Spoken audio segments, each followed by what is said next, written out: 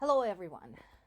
Ukraine's President Zelensky has been reaching out to the U.S. media, in addition to U.S. government, trying to bring it home through the channels that are accessible to regular Americans, what is going on in Ukraine and why it matters globally and not just locally.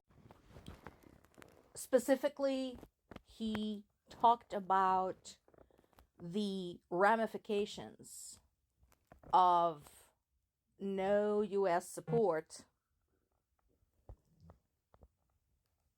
when it comes to stopping Russia, including some real numbers. And I mentioned this before. The equipment is wonderful to have, but the equipment has to function somehow.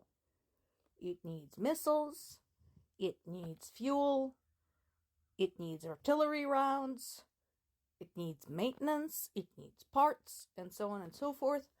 Otherwise, it's just a really pretty pile of metal.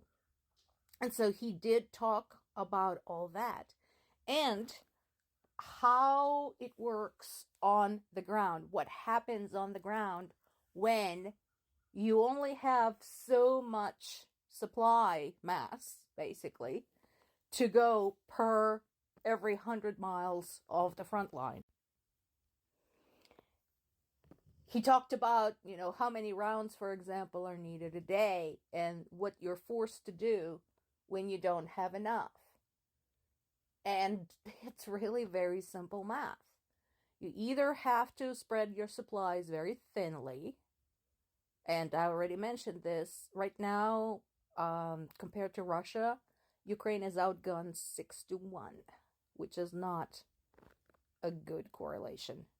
Or you have to retreat. And that means war moving closer to Europe. And that is what he said, and he's right. We are trying not to retreat. So I'm sure a lot of you remember the taking of Avdiivka after battling for it for like 10 years. And there was a concern after that this was going to be like a breakthrough point for the Russians, that they will use this to continue pushing forward. But miraculously, with minimum resources, Ukrainian military managed to stabilize that part of the front and hold the line. But without consistent, sufficient aid, they can only do this so long. You cannot fight off ballistic missiles with penknives. That is the truth. He continued the same theme in his interview with CNBC, again emphasizing the fact that Ukraine is a buffer between the EU territory, the NATO territory, since most of the EU are NATO members, and Russia.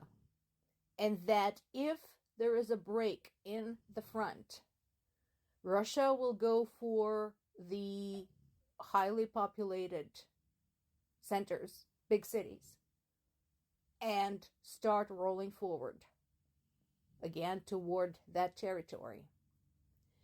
And as I mentioned before, when people are saying, "Oh my God, we have people starving here," we can't afford to help Ukraine.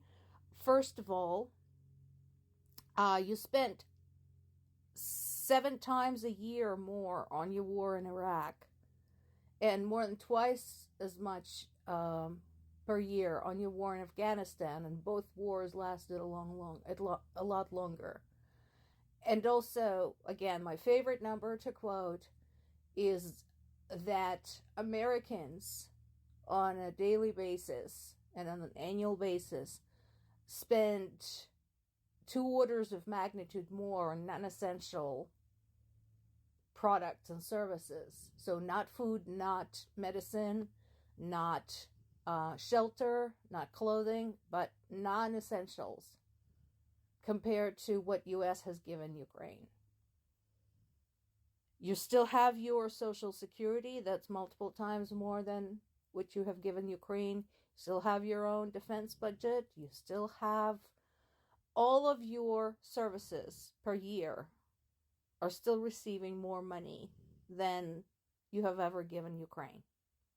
So this is not going to impair your lifestyle. However, if Ukraine loses, as I mentioned this before, and Russia wins, your lifestyle will be at risk, because guess what? A lot of the Social Security services, not just Social Security itself, but things like education, environment, roads, etc., are going to get cut in favor of military-industrial complex. Similar theme was continued by Poland's Prime Minister Tusk. He is a smart guy. I like him. He understands the situation very well, and he had spoken on the subject a lot of times. He pointed out how ridiculous it is to believe Russia, who keeps saying, oh, we have no intention of attacking EU, considering Russia's pundits and members of Russia's government are actually routinely saying that this is exactly what Russia should be doing. So, in the end, again, if Ukraine falls, Russian government say, well, we were just under pressure from our own people. They told us to keep going. They will find an excuse. And of course, front and center, there is the ridiculous amount of accusations and preposterous lines of reasoning. You can't even call them that, because there is no reasoning there. When accusing Ukraine of the recent terrorist attack in Moscow, there are still a lot of questions there as to how it came about and, how it was organized, especially in light of the new information that came from the U.S. intelligence services about having warned Russia about the possible attack 2 weeks earlier. And then there is this, and this is very important. Tusk pointed out that Spanish Prime Minister Pedro Sanchez asked his fellow EU leaders not to use the word war because it's going to upset people. Actually, dude, that is exactly the word we should be using. It's war. What do you want to call it? It's a war.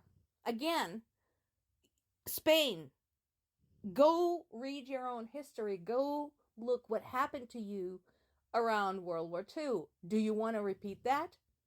Are you going to say, oh, let's not call it a war because it's going to upset people? No. People should be upset. People should be concerned. People should understand that this is a real war. It's happening now, and it's not that far from them. I can see at least U.S. with its historically isolationist mood, thinking, oh, we're, a couple of oceans, one on each side, we're fine. Although that didn't work so well in case with World War II. But anyway, I can understand that. But EU, it's right there. You can drive from Ukraine to the EU territory and NATO territory. People need to understand that this is real and it's staring them in the face.